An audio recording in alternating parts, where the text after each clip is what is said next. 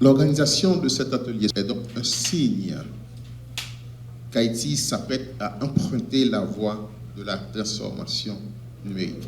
Cette nouvelle dimension dans le cheminement numérique n'est pas sans risque. Quand on rentre dans le cyberespace, il y a des risques. De même qu'il faut protéger les frontières terrestres physiques, il faut aussi une protection dans le cyberespace. Car il existe certainement des menaces, les cyberattaques, des pratiques indésirables telles que l'usurpation d'identité, l'accès non autorisé à l'information, la modification non autorisée d'informations électroniques. Conscient du danger que constituent ces menaces, Haïti a choisi de sécuriser les transactions électroniques, les réseaux de communication et les systèmes informatiques. Voilà pourquoi le cadre légal haïtien a été enrichi par des textes et nous pouvons citer les lois du 14 et du 16 février 2017 relatives à la signature électronique, aux transactions, aux échanges et services électroniques. Ces textes ont été promulgués, conférant à la signature électronique qualifiée la même valeur juridique que la signature manuscrite. Traditionnellement, en Haïti, c'est la signature manuscrite qui a valeur juridique. À partir des textes, de ces textes qui ont été adoptés, la signature électronique a la même valeur que la signature manuscrite. En ce sens, la signature électronique représente une nécessité stratégique pour Haïti dans le cadre de la modernisation des services publics et privés. Et cette démarche s'aligne avec la vision du gouvernement. Elle permettra de gérer des documents numériques pour améliorer la sécurité, l'efficacité et la transparence des transactions. La signature électronique permettra de renforcer la sécurité des transactions numériques, notamment dans les secteurs financiers et administratifs, banque en ligne, paiement en ligne. La signature numérique permettra d'accélérer le développement des services en ligne, l'e-gouvernance, l'e-commerce, gestion des contrats en ligne, paiement des impôts en ligne. Personne n'aime les tracasseries administratives, les services publics en ligne.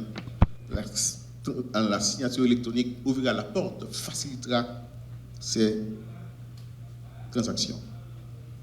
Enfin, la signature électronique facilitera les échanges transfrontaliers et attirera des investissements internationaux. Car il y a des marchés, il y a des services qui vont être créés et cela doit ouvrir des débouchés pour nos jeunes, créer des start-up, créer des petites entreprises pour fournir des services électroniques. Il devient donc impérieux de doter Haïti de cadres de mise en place d'une infrastructure à clé publique pour renforcer les capacités nationales en matière de transactions électroniques, de protection contre la fraude à l'identité, d'intégrité des données, de confidentialité des données, d'authentification forte et de non-répudiation, de confiance et de facilité d'utilisation des services en ligne pour les citoyens et les résidents. Pour mettre en place ce cadre légal, le CONATEL, responsable de la régulation des télécommunications en Haïti, en collaboration avec d'autres institutions nationales, en particulier le ministère du Commerce et de l'Industrie, le ministère de l'Économie et des Finances, l'Institut national de statistique et d'informatique, l'IHSI, et d'autres partenaires internationaux comme la Banque interaméricaine de développement, la BID. Mais le CONATEL a déjà franchi plusieurs étapes pour l'aboutissement du chantier de l'implémentation de la signature électronique. Des démarches ont été faites auprès de l'Union internationale des télécommunications UIT, l'OSI et le CEI, de concert avec le Bureau national de normalisation pour être Autorité nationale d'enregistrement des objets identifiants, OID, conformément à la norme ITOT TD 1759. Haïti a obtenu cette autorisation de ces institutions internationales. L'élaboration du texte d'application de la loi sur la signature électronique, un avant-projet de loi a été finalisé pour être soumise aux autorités supérieures pour publication. Troisièmement, la prise en charge du cahier de charge, parce que quand il s'agira d'introduire des prestataires de services, il faut que ces prestataires de services soient soumis à des contraintes normatives, à des conditions techniques et administratives pour avoir le droit de fournir le service en Haïti. L'arrêté a pour objet de fixer les conditions d'application de la loi du 14 février 2017. Jusqu'à présent, tout le monde sait qu'il y a une loi.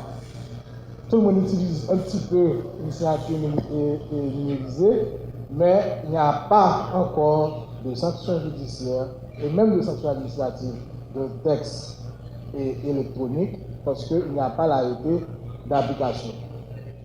Donc, le présent arrêté fixe les conditions d'application de la loi du 14 février relatif à la signature électronique, adaptant le droit de la preuve aux technologies de l'information.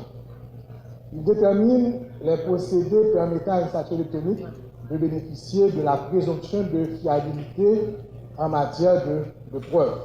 Donc, c'est ce que nous allons dire, c'est la révolution numérique. Maintenant, qui rentre dans notre vie quotidienne et qui doit rentrer au niveau de nos tribunaux. Et les transactions sous forme électronique bénéficient de toute la reconnaissance juridique, au même titre que les documents sur support papier, selon les prescrits des articles 1101, 1102 et suivants. C'est déjà dans la loi, j'ai repris ce point, mais nous allons voir au niveau de cette arrêté quelles sont les conditions. C'est la règle générale, mais il y a des conditions. Donc, il prend également en considération la force probable de toute transaction et de toute interaction généralement quelconque utilisant les supports électroniques et en cours au niveau de l'administration publique, du secteur privé, entre les citoyens et institutions et individus vivant tant en Haïti qu'à l'étranger. Donc là, ce matin, nous avons entendu les définitions de signature électronique, de signature numérique, etc. Et nous sommes au moins 11 millions à utiliser une forme de signature numérique, mais encore une fois, non sanctionnée par le système judiciaire. Donc, au niveau de cet arrêté, on a voulu que ce soit pris en compte. Bien sûr, il y a des niveaux, n'est-ce pas? Et toute preuve électronique n'est pas égale à la preuve manuscrite. Nous allons faire la distinction et parce qu'il y a des preuves qui ont des niveaux, je dirais, de fiabilité différents. Donc, et c'est ce que nous avons tenu à déterminer. Les conditions de recevabilité, d'admissibilité de preuves numérisées devant les instances administratives, arbitrales et judiciaires en cas de différend ou de procès. Parce que lorsque ça va, il n'y a pas de problème. C'est lorsqu'il y a un différend, c'est lorsqu'il y a un contentieux, c'est lorsqu'on est en procès, et puis on se rend compte qu'on s'est peut-être fait avoir. Parce que la preuve morale dont parle le professeur Pierre ne montre pas toujours, que ce soit en Haïti ou partout ailleurs.